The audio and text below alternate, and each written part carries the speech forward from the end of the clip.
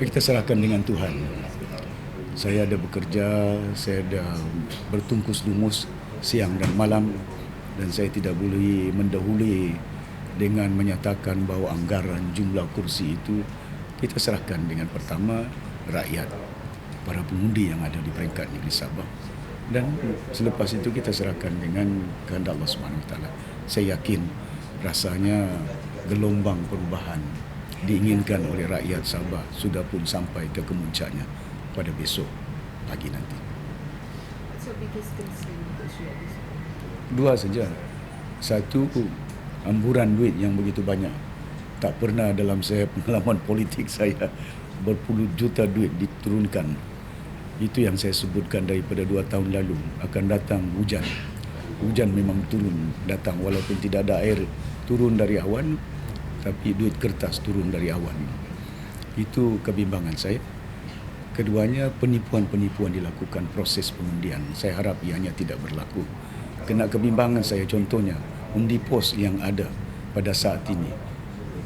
Kertas dah diedar kepada semua pengundi-pengundi pos, tapi berlegar di merata tempat, di luar-luar kedai, di kedai kopi, kadang-kadang ada envelope yang dibagi undi pos. Mereka bawa undi pos merata tempat. Saya rasa proses ini satu perkara yang membimbangkan saya. Keduanya, semua kotak undi pos tidak harus diletak di pejabat daerah ataupun di balai pos. Harus diletak di pejabat balai polis. Yang kebiasaan kita letak macam pengundi tentera, pengundi polis.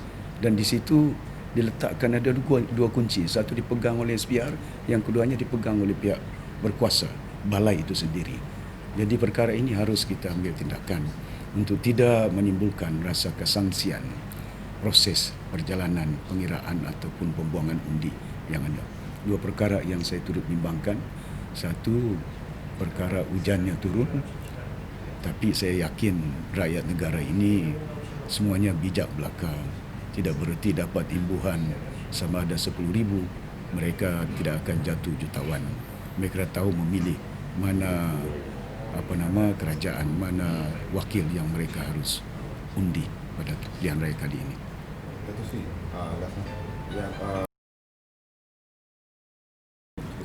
Bukan tidak sayang kepada rakyat Sabah. Saya pun dah bagi pandangan dengan Tun N. Pasal dalam keadaan saya maklumkan, dia harus menumpukan masa banyak di Semenanjung. Di situ padatnya kursi-kursi UMNO. Kursi UMNO di Sabah bukan banyak sangat berbanding dengan Sarawak, Sabah, Semenanjung lebih banyak. Jadi oleh kena keterbatasan bukan hanya tenaga kita, keupayaan kita. Tu nak sewa helikopter pun tak boleh. Takkan lapangan terbang boleh mendarat merata tempat. Jadi terbataslah, takkan tu nak naik darat. Daripada Kota Kinabalu ke Pensiangan mengambil masa macam saya masih lagi muda berbanding 6 jam, 5 jam. Maka dengan itu kita berpandangan bahawa elok kita bagi pandangan kepada Tun tumpukan masa di peringkat Semenanjung dan saya tumpukan masa di peringkat negeri Sabah. Pengagihan tanggungjawab dan kerjasama ini kita boleh lihat ianya satu perkara yang cukup saya yakin membuahkan hasil musim pilihan raya ini. Tidak bererti bahawa Tun Mahathir tidak sayang kepada negeri Sabah ataupun orang Sabah tak sayang kepada Tun Mahathir. Dia pernah berkhidmat menjadi Perdana Menteri. Kita tahu jasa dia kepada negara Malaysia, bukan tidak ada, ya. Dan persoalan bahawa orang tak sayang tidak sayang itu, ya, zaman Tun Mahathir mana ada perintah berkurung di Sabah. Zaman Najib yang ada perintah berkurung. Berapa kali rusuhan daripada luar zaman Mahathir dengan zaman Najib, kan? Ada yang Najib katakan dia mewarisi pemerintahan dahulu, maka tidak seimbang pembangunan di Sabah dan Sarawak.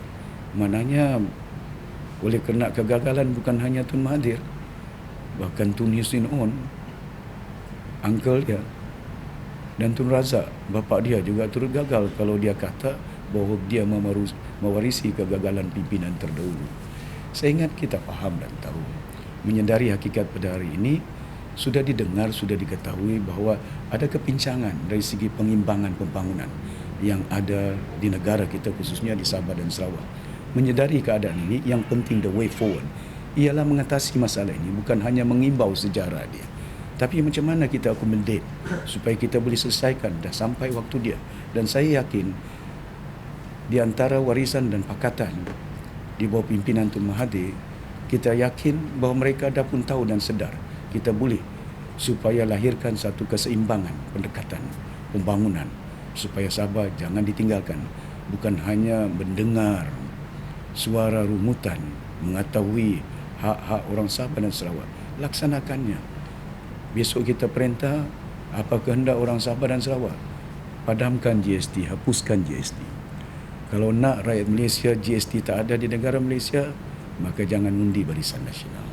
Kerana kita yakin kita akan hapuskan dan kita mampu menghapuskan GST. Tanpa GST, negara Malaysia boleh kita bangunkan dan majukan.